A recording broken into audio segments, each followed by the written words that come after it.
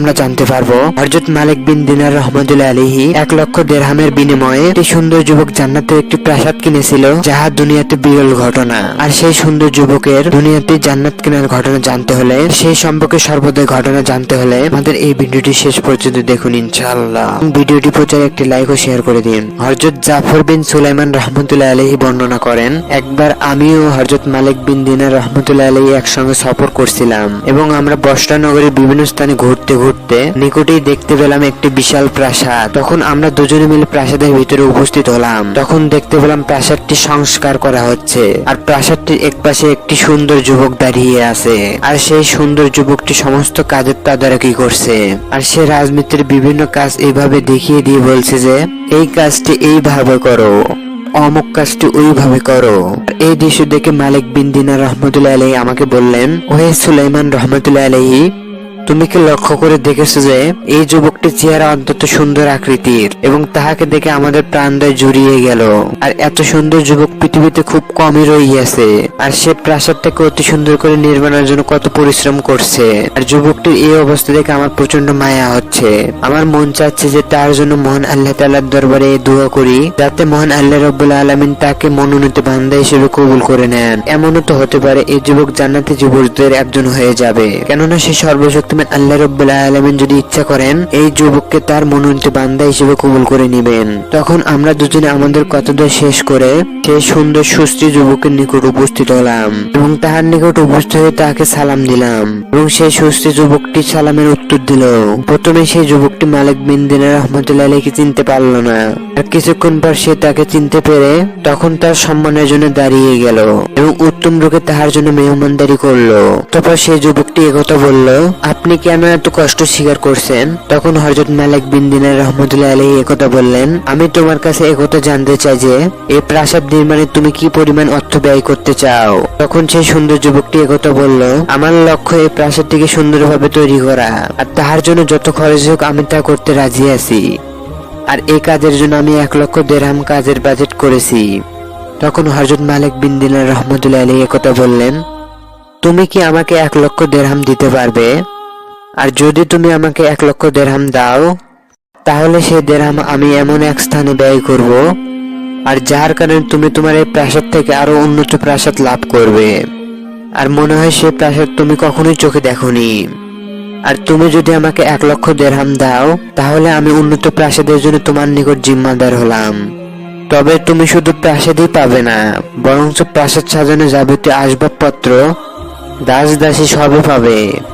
আর সে প্রাসাদে থাকবে ইয়াকুত পাথরের গম্বুজ ও সাদৃশ্য তাঁবু, আর প্রাসাদের মাটি হবে জাফরান ও মেষ আম্বরের। আর সেই প্রাসাদ তোমার এই প্রাসাদ থেকে অনেক মজবুত ও প্রশস্ত হবে, আর তুমি সেখানে চিরকাল অবস্থান করবে। আর সে প্রাসাদ নির্মাণের জন্য কোনো রাজমিস্ত্রি বা লোকবলের প্রয়োজন হবে না, শুধুমাত্র সৃষ্টিতে হতে সৃষ্টিকর্তা মহান আল্লাহ রাব্বুল আলামিন এই কথা বলবেন, কোন হয়ে যাও, আর সঙ্গে সঙ্গে সে প্রাসাদ হয়ে যাবে। তখন সেই সুন্দর সুষ্টি যুবকটি একথা বলল, ওহে সৃষ্টিকর্তার প্রিয় ওলি মালিক বিন দিনার রাহমাতুল্লাহি আলাইহি, আপনি আমাকে আজ রাতটুকু চিন্তা করার সুযোগ দিন, আর কষ্ট করিয়া আগামীকাল সকালে আপনি আবার আসুন। তখন সেই যুবকটির কথা শুনে মালিক বিন দিনার রাহমাতুল্লাহি আলাইহি একথা বললেন, ঠিক আছে, এটি একটি উত্তম প্রস্তাব, এবং সৃষ্টিকর্তা মহান আল্লাহ রাব্বুল আলামিন যদি চায়, আর আগামীকাল সকালে আমি আবার তোমার নিকট উপস্থিত হব। আর হযরত জাফর রাহমাতুল্লাহি আলাইহি একথা বলেন, আর মালিক রাহমাতুল্লাহি আলাইহি এর ওই যুবকের কথা সারা রাত মনে ছিল। আর শেষ রাতে তিনি মহান আল্লাহ তাআলার দরবারে এই দোয়া করলেন, ওহে সৃষ্টিজগতের সৃষ্টিকর্তা মহান আল্লাহ রাব্বুল আলামিন, আপনি এই যুবককে কবুল করে নিন এবং তাহাকে আপনার মনোনীত বান্দা হিসেবে কবুল করে নিন। নিশ্চয় আপনি যদি চান, আর তাহা দ্রুতই হয়ে যাবে, কেননা এই আসমান জমিন সর্বকিছু আপনি সৃষ্টি করিয়াছেন, আর আপনার হুকুমে সর্বকিছু পরিবর্তন ও পরিবর্ধন হয়, আর আপনার হুকুম ছাড়া একটি গাছের পাতাও নড়ে না। অতএব আপনি তাহাকে আপনার মনোনীত বান্দা হিসেবে কবুল করে নেন। আর এই কথাগুলো বলে তিনি মহান আল্লাহ তাআলার দরবারে দোয়া করেই যাচ্ছিলেন। আর সকাল হলে আমি এবং মালিক বিন দিনার রাহমাতুল্লাহি আলাইহি সেখানে উপস্থিত হলাম। পৌঁছে দেখতে পেলাম যুবকটি সেখানে দাঁড়িয়ে আছে।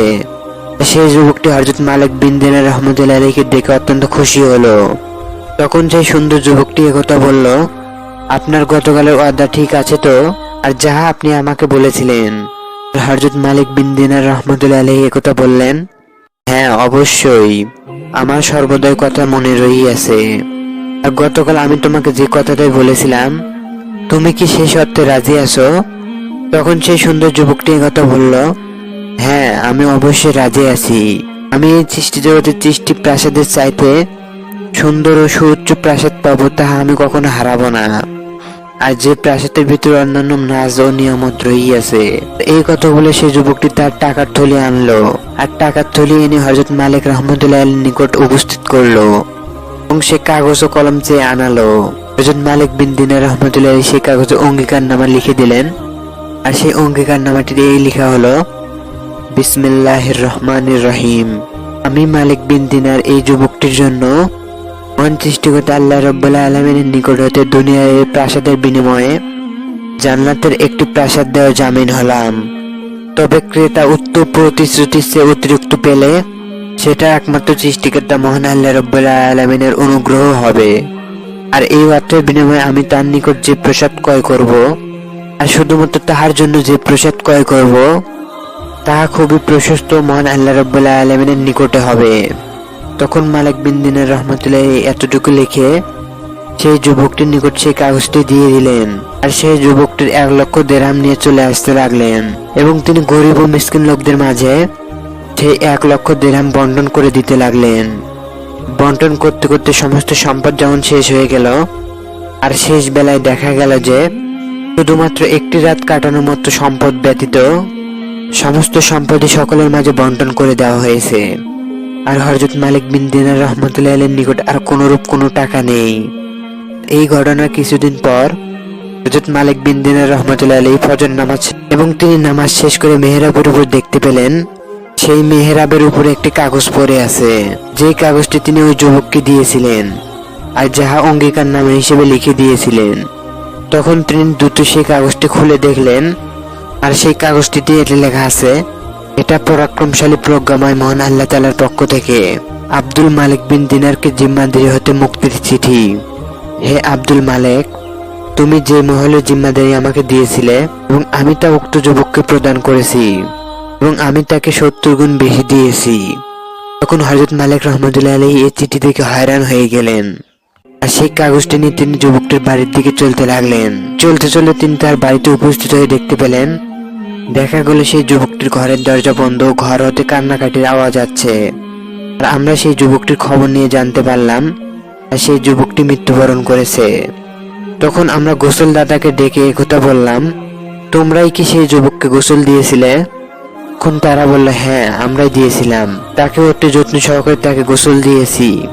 তখন হযরত মালিক বিন দিনার রহমতুল্লাহ আলাইহি একথা বললেন, তার মৃত্যু কিভাবে হয়েছিল তার একটু বর্ণনা আমাদেরকে বলো।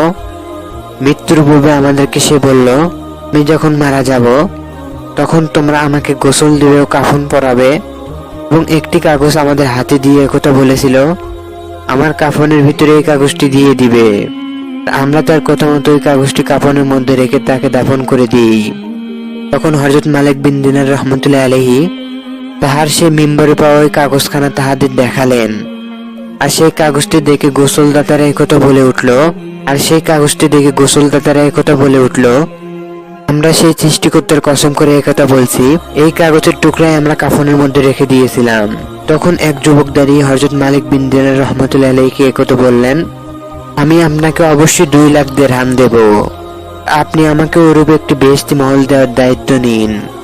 তখন সেই যুবকটির কথা শুনে মালিক বিন দিনার রহমতুল্লাহ আলাইহি বললেন, মহান সৃষ্টিকর্তার পক্ষ থেকে যা হবার তা তো হয়েই গেছে। মহান সৃষ্টিকর্তা আল্লাহ রাব্বুল আলামিন যাহা চান তাই করেন। এর পরবর্তী হযরত মালিক বিন দিনার রহমতুল্লাহ আলাইহি যখনই এই বসতির কথা মনে করতেন তখনই তিনি কান্নাস্বরে ভেঙে পড়তেন এবং যুবকটির জন্য দোয়া করতেন।